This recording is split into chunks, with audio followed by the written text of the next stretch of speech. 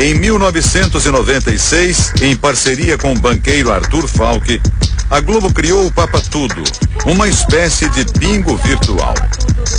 Os bilhetes eram vendidos nos correios e casas lotéricas. Prometiam prêmios milionários ou dinheiro de volta no fim do ano.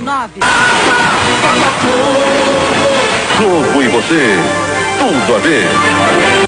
A garota propaganda era a embaixadora do Unicef no Brasil, o Fundo Mundial para a Infância e Adolescência, e rainha dos baixinhos, Xuxa. Você pode ganhar prêmios milionários para ter um Natal diferente e também ajudar a fazer muita gente feliz. Os cofres da emissora carioca ficaram abarrotados com o dinheiro dessa loteria. Mas depois de algum tempo, os prêmios milionários deixaram de ser pagos. Arthur Falck chegou a ser preso. Até hoje o processo está parado e a Globo, misteriosamente, nunca foi processada como parte do esquema do telebingo Papa Tudo. Papai Noel, o seu Natal milionário. Mistério também na compra do Projac, o centro de teledramaturgia da Globo. Para a construção do seu complexo, a empresa pediu emprestado 40 milhões de dólares dos cofres públicos, um ato ilegal.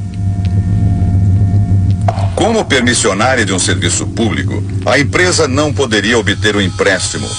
Foi o que determinou o parecer técnico do próprio banco. Mesmo assim, o dinheiro saiu dos cofres da Caixa para os cofres da Globo. A história da Rede Globo é recheada de casos nebulosos. No topo da lista está a até hoje mal explicada compra da estação em São Paulo.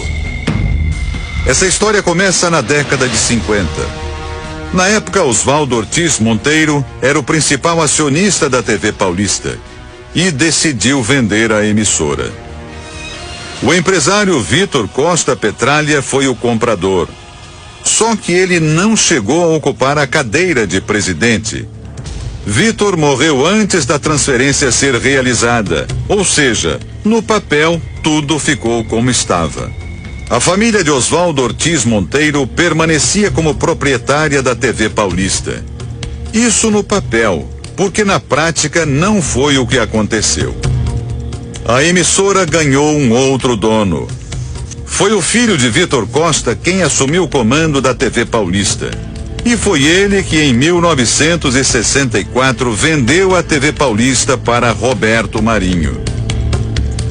O chefão da Globo comprou a emissora de um homem que não era dono dela.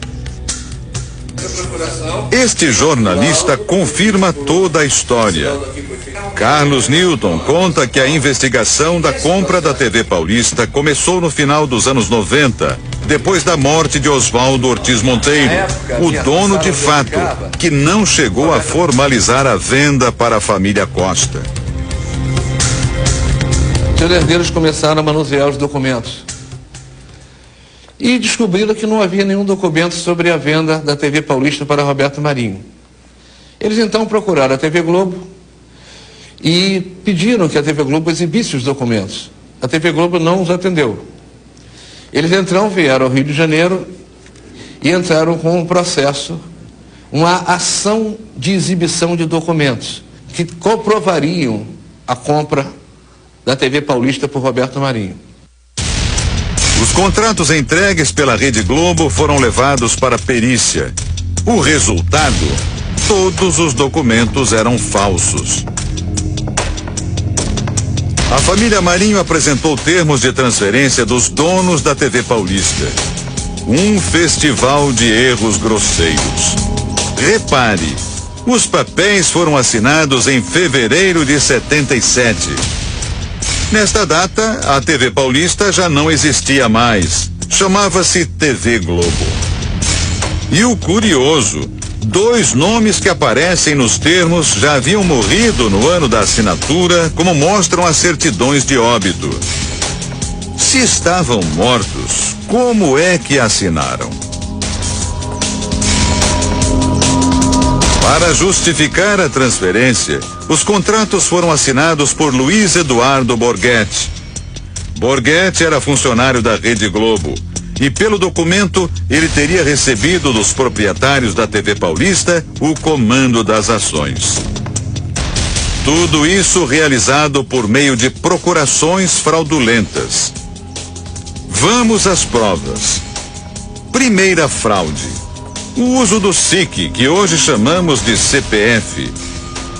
Os documentos foram assinados entre os anos de 53 e 64. Mas esse sistema só foi criado pelo governo em 1969, 5 anos depois. Segunda fraude: os 3 documentos, com datas diferentes, foram datilografados com a mesma máquina de escrever. Só que a máquina usada nesse documento de 1953 só seria criada no começo dos anos 70, 20 anos depois. Terceira fraude: os documentos que transferem todos os poderes a Luiz Eduardo Borghetti, funcionário da Rede Globo, não teriam sido assinados pelo dono da TV Paulista.